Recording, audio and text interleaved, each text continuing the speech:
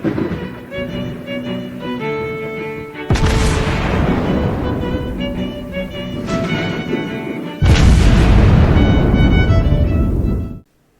everyone, and welcome back to World of Warships Blitz with Terry.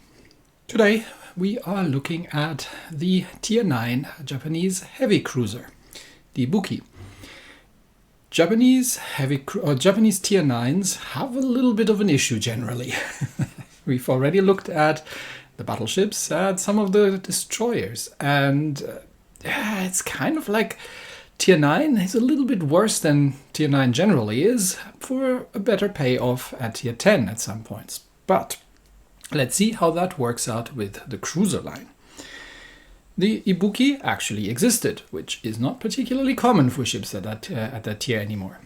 She was the last, her class was the last class of heavy cruisers that the Japanese were actually starting to build during the war. And given that everybody was in a bit of a rush, she was effectively just a repeat of the preceding Mogami class. Now, the Mogami we have in game is actually the initial light cruiser version with the 155mm guns, whereas in reality she was refitted with larger calibers for heavy cruiser guns. And the main difference really between the Ibukis and the Mogamis, the biggest design difference was that they got a few more torpedoes on them, but that was about it really. Other than that, it was supposed to be another line of heavy cruisers, but given the losses the Japanese had taken, a decision was made to refit her as a light aircraft carrier. And that work was actually, well, quite far along by 1945. The problem was obviously that by 1945 the war was quite far along as well, and they did not actually manage to complete the Ibuki as a light aircraft carrier in time, and she was then scrapped immediately after the Japanese surrender. So never really made it out to sea, but did exist, and in two variations to a degree. So, in-game, what are we looking at? Well, the Takao at Tier 8 was a fun ship, at least in my opinion. Japanese heavy cruisers are relatively specialized ships. They're relatively sneaky, and their high explosive shells are very good. And they tend to have a fair amount of torpedoes on them. In return, they're not very maneuverable, so definitely not the sort of dogfighting frontline cruiser that you normally have, but more something of a longer range, kiting, HE spamming, torpedo spamming kind of ship. In that regard, they tend to have torpedo arcs that work better if you're running away from things. Comparing the Ibuki to the Takao, we are starting to see a defensive AA. Now, don't let that fool you. These are not AA cruisers, but it's still welcome. And we are getting a better precise aim. Ibuki has, for all intents and purposes, the same hull, really, with a marginally larger amount of hit points, a pretty comparable maneuverability, the same top speed as the Takao, and just as Takao, she's fielding 10 203mm guns with a very slightly faster reload and a very slightly longer range. So for all intents and purposes, so far, we're looking at a Tier 9 Takao. Torpedoes. Just like the Takao, she gets 16 of them, which is a lot. And here's where the main difference really is. They're a bit faster. They have a noticeably longer range. They do a bit more damage as well. The AA is better, significantly better than on the Takao, especially once you have the defensive AA up. But again, don't let that fool you. You are not in an AA cruiser, especially that these things are not particularly maneuverable, and you normally want to build them for concealment rather than maneuverability. Which brings us to the concealment, which is, funnily enough, a slightly better than on the Takao. It's very unusual that you get better concealment as you go through the tier progression. So we have a very, very similar ship to the Takao, just the tier up, and very minor improvements, except for the torpedoes, where it's a little bit more noticeable, but still at the end not that much. The AA is probably the biggest tick here, and I'm curious to see, and I would have to check the list if Ibuki was actually included in the last round of AA buffs, but I'm very curious to see if these things are going to get an improved anti-aircraft defense with the 7.0 update. Or if it was in the first batch and I just missed it. But I think it was British cruisers, a couple of Soviet things. I'm not sure if the Japanese were included. I'll have to double check the list. So, a tier 9 Takao for all intents and purposes, with minor improvements. The biggest one being around the AA, which isn't all that useful, because if you're playing against carriers, your concealment tends to be on the bad side, and you tend to not to be able to run off on your own, because even with the improved AA, you're not really going to be able to stand up against the carrier strikes. So, well, it sounds like we've got our work cut out for us then, doesn't it?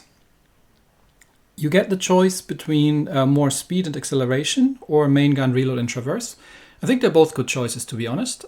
Speed and acceleration definitely help you with the sort of long-range gunnery, where you want to try to avoid being shot at in return if you're kiting away from battleships and trying to set fires. And these guns are good. So the HE on these guns is very good. The AP is utterly forgettable, really. Probably the only scenario where you'd be firing AP, maybe against destroyers at range, but then again, the HE is so good you may as well just stick to that. So I've gone with the slightly better main gun reload and main battery traverse. Turret traverse is traditionally a problem that anything Japanese has, because it tends not to be very good. Which leads us to the equipment, which is difficult to see. But I need to zoom out a little bit here. There we go, that's a little better. Now you can actually see what I've put in there. I'm actually using the main battery mod 1. Now you can get the torpedo tube reload modification. That is the sort of unique Japanese module that you get. And that's a fair choice. Personally, I think at tier 9 you'll find that more often than not people actually start knowing how to avoid torpedoes. And not always, but it happens quite a bit. So purely relying on the torpedoes, I personally like to play a little bit more aggressively than I probably should with these ships.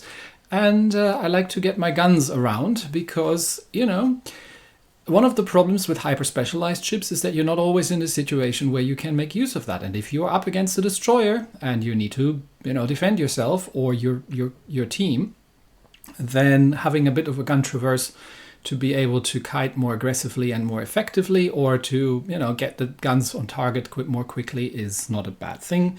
But that's a personal preference. You could perfectly well also use the main battery mod 3 if you prefer the more long-range passive style, or go for the torpedo reload if you just want to have your torpedoes a little bit more quickly. Just be aware that this weakens your torpedo tubes, so they get shot off more easily. And yes, like I said, concealment build is generally what I would recommend with the Japanese heavy cruisers, because they are not very maneuverable. They don't react very well to being shot at by large caliber shells, and being sneaky, getting into positions and springing torpedo traps onto enemy ships and then setting fires is kind of their bread and butter in terms of damage dealing. These are assault cruisers. These are not support cruisers at all. So that's really more what you want to go for.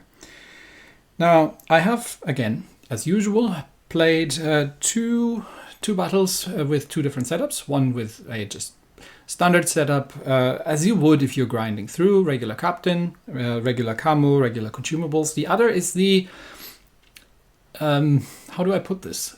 If I'm not telling you what to do, you know.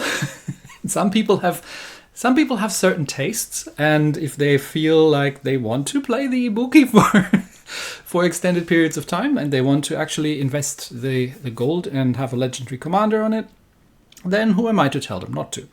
So, if you are so inclined, the historical camouflage gives you main battery range, torpedo range, and surface detection, which is all very good stuff for this ship. So, it's not that it's a bad camo, it's just that I don't think too many people will actually want to stay with tier 9, but maybe some of you like that, or maybe it's for the what's it called, ranked, you know, why not? I've got the premium consumables in there. I am actually using the high grade coal instead of the preventive maintenance, because again, another 3% surface detection that we're getting off. And I am using Mr. Togo here. And for that, he has one very useful skill, which unfortunately gets in the way of the air defense expert, but he has one very useful skill, which is the Sixth Sense skill, which tells you how many players actually locked onto you. He also has a slightly better survivalist, and he gets an improved IFAG skill and the Giant Hunter Plus. Now, the debate about IFAG is still out there, and generally the accepted consensus appears to be on anything but very special British battleships, it doesn't make any sense, and you're better off with the APCS. Now, I don't disagree, but you will be mostly firing HE in this ship, because this is really, the HE is better than the AP. It's not having better penetration necessarily, but the AP is pretty bad on these ships. And I've scored more citadels with HE than with AP against enemy light cruisers with these ships. So this is one of those lines where I'd say it's probably not making a massive difference, but you may as well. And the guns have a very good fire chance, so there's that. Right, I think we've covered everything. So let's see the Ibuki in action, and then you can decide for yourself if you want to stop at tier 8 or if you feel like it's worth going through, because okay, maybe that's something we can have a very brief look at. The Zao at tier 10. Now the thing with the Zao is it's got lots of guns and it's got lots of torpedoes, and that's all I'm going to say about it. I haven't tested the Zao yet, but I don't see an awful lot of them out there. And I wonder if that's because people just don't like the very specific playstyle of these. Or maybe, I don't know, maybe the Zao isn't all that good, but we'll find out eventually. I have my suspicions that the Zao is going to be fun at tier 10, but we'll get there. Anyway, let's see the Ibuki for today in action, the actual existing Japanese heavy cruiser. In the first round, we find ourselves on encounter against, actually we are top tier, and I think we are the only, no, there's a Sovietsky Soyuz and myself on our team, but there appear to be no tier 9s on the enemy team, so slight unfair advantage here. Plus we have a Sansang versus the enemy Enterprise, who's teamed up with the Massachusetts, which is compensated by us having a Roma Massachusetts division on our team.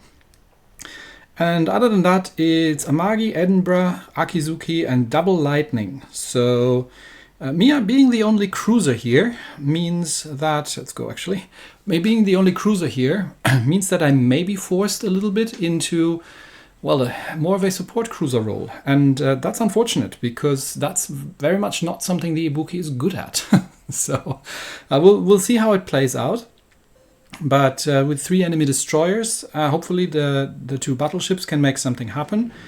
And the carrier especially is going to be in demand to take care of the destroyers.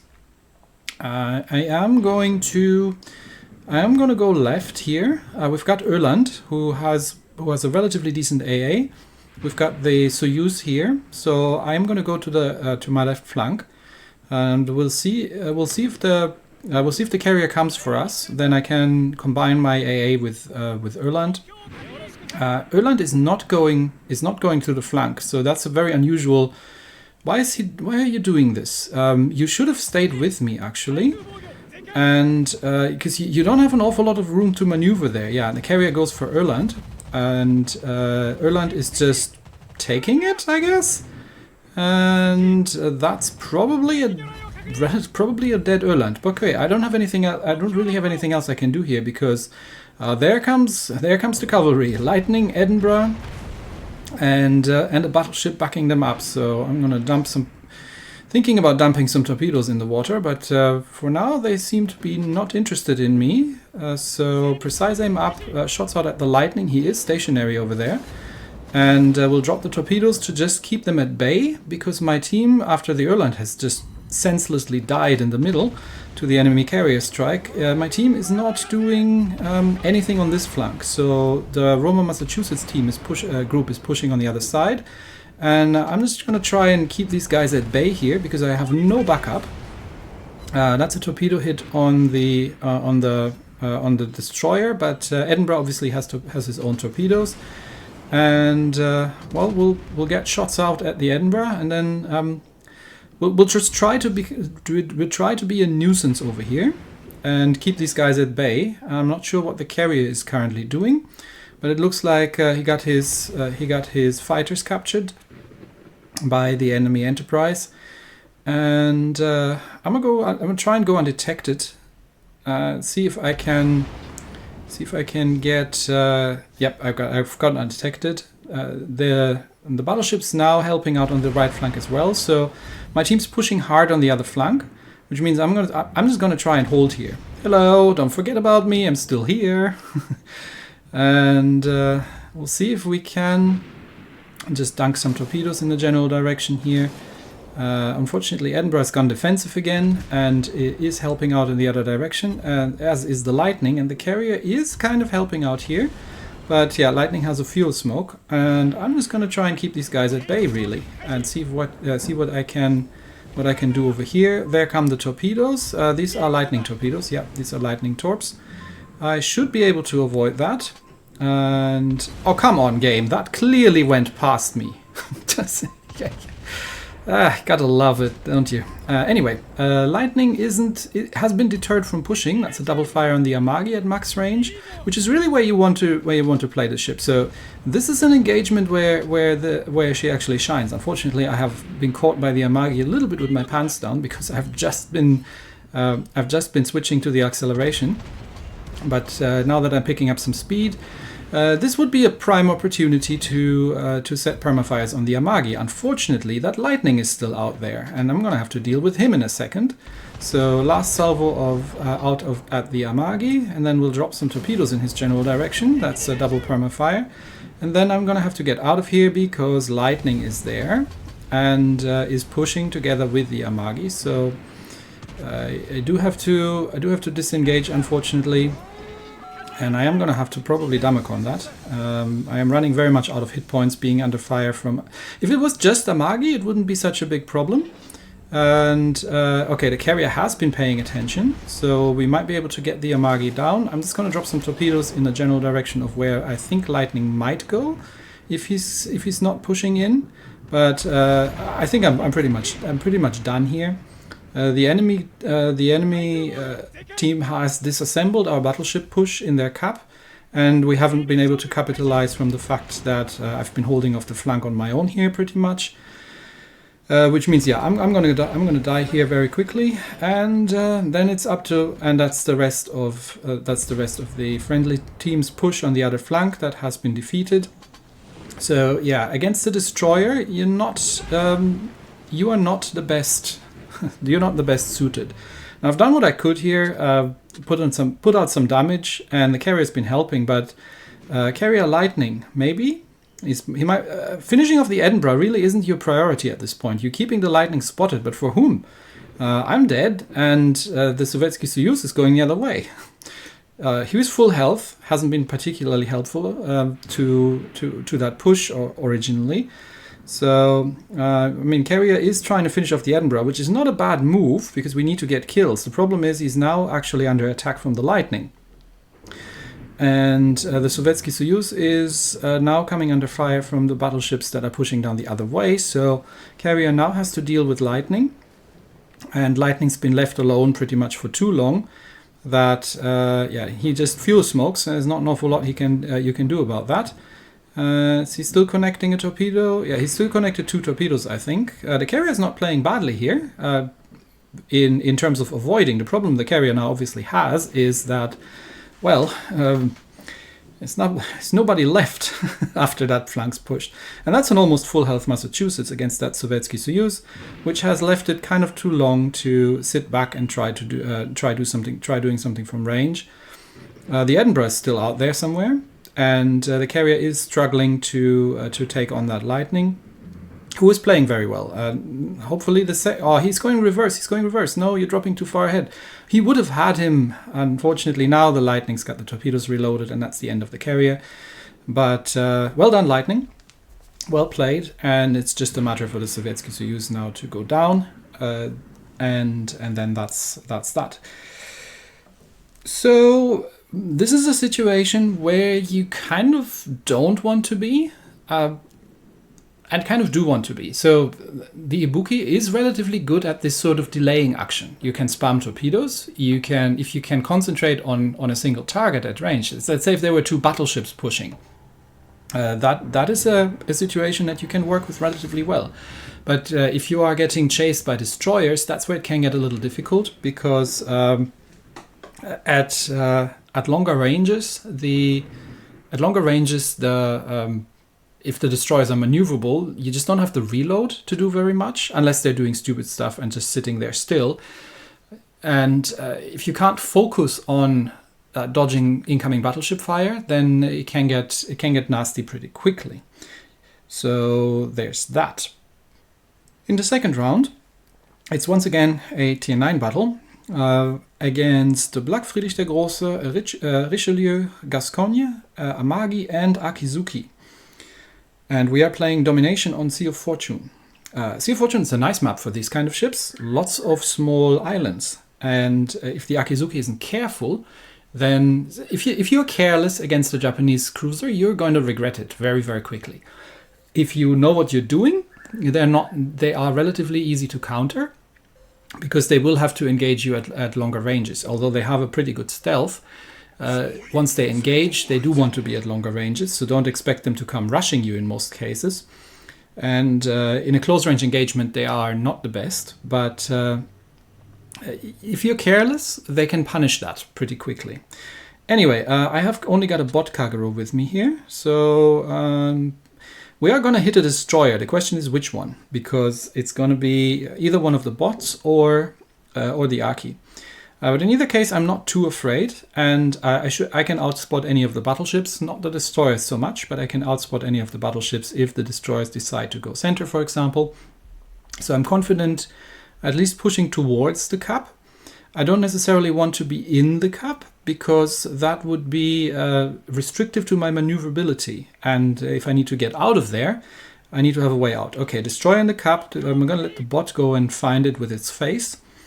And it's a bot Benson, and it's the 2 bot destroyers. Okay, so not a big threat. We can just clean up the bots here. No use wasting my torpedoes on them, because bots generally have magic torpedo dodging powers. But there's nobody else in sight really, so we can just clean these up relatively quickly. I'll give it a try. There's nobody else for me to use my torpedoes on, so may as well. Come on, can I get him? Oh, lucky little bugger. Okay, Kagero is of course dodging my torpedoes. No great surprise there. But I've now got Hawk coming in with me, so that's a dead Kagero, which leaves me with the Amagi. Okay, I can ignore the Benson over there. Which leaves me with the Amagi. Now that is sort of a good range for me to engage in Amagi. But I'm kind of the wrong way around. So let's wait for the Amagi to shoot. Okay, he's completely fluffed his shot. And now I can drop the torpedoes, because Amagi may have forgotten that I have torpedoes. And then I'm actually going to go in reverse, which is not something you do very often in a Japanese cruiser. It'd be better to sail away. But the Amagi's got someone coming after him. He's got our bot Kagero coming after him, and the Hawk is pushing as well. So there's really no reason for me to risk. I'm just going to back off. Sink all the torpedoes in the Amagi, because he has forgotten that Japanese cruisers can do that. That's what I mean. If you ignore a Japanese cruiser, it's at your own detriment. So that thing's dead. But we're already 2 kills down. And the enemy team is holding 2 of the capture circles. So that is not yet done. The Amagi is going to go down, and I can take that Benson out. So, okay, Hawk takes down the Amagi. Bot Benson down as well. That equals out the kills, but enemy team is still holding caps, and that's a full health Richelieu over there. And the Richelieu is a dangerous ship. So we do not want to get anywhere near that thing. That Amagi on our side is probably going to die, because he is coming into... okay, well done. Alabama has taken out the Gascogne. That's a good thing. Richelieu is looking at me, but he just fired, so I should be clear to turn. Now I'm not going to fire my torpedoes, because he's out of arc. But he's already reversing to evade my eventually incoming torpedoes. I should have the... No, I don't have the island hitbox. Ow! Oh, I thought I had the island hitbox in place. Okay, that hurt. This is the fraction of a second too late. Okay, so now I'm unspotted. And as you know, unspotted ships don't exist. And the Hawk is going in there. That's quite brave of him. For some reason that Amagi still exists. Well, the Amagi still exists on our side because we are taking on the Richelieu now. But does he think that I dropped my torpedoes? Or is he paying any attention whatsoever to me? Or is he fully focused on the defensive fight against the Hawk? That is a bit long range, but I'm going to go for it. Just going to drop a little scattered spread here. I mean, usually I would expect him to turn and go defensive against me as well. But I can set some fires, which is, again, the thing that I'm very good at.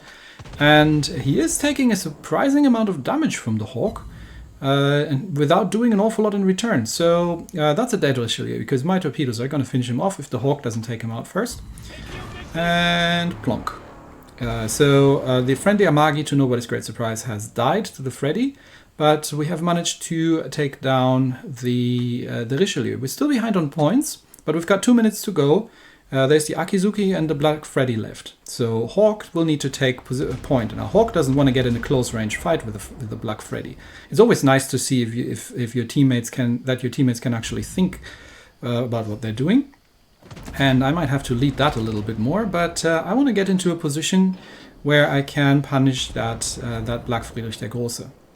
And he doesn't have the hit points to sustain this. So Hawk is going for it. But Hawk is going defensive and knows pretty well that he doesn't want to, even with a low health Freddy, doesn't want to get into a close range fight. I don't know where that destroyer is. But, oh, found you. Okay, there you are. Hello, Mr. Akizuki. And this is where my turret traverse comes in. Freddy focuses on me. Nice. Leave my Hawk alone. And we'll see if he runs into those torpedoes. Yep, ow, that was the Freddy. But that's a dead Aki. And now there's a mountain between him and me. He can't shoot me anymore.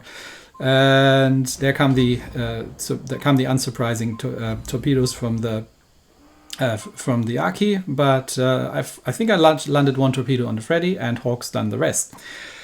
See, this is what I mean. If you let Japanese heavy cruiser, if you ignore Japanese heavy cruisers, they are really dangerous because they can output a lot of firepower. They're reasonably easy to counter, especially if you force them into if you attack them from multiple angles. There's not an awful lot they can do. They're not the most maneuverable. They are pretty fast though, and they can be quite stealthy. So at times it's not a bad idea to try and just go undetected and try to relocate, try to find your time.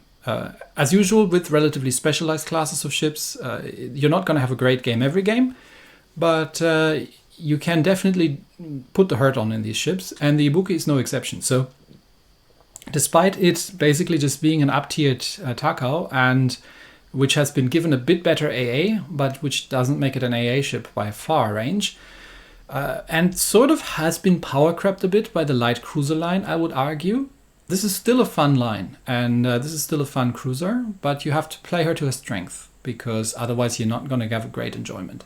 So play at range, make your torpedoes count, set fires, and get behind cover if you get shot at, and try not to be shot at from multiple directions at once. Anyway, that's it for me today. Thanks everybody, and I will see you next time. Bye bye.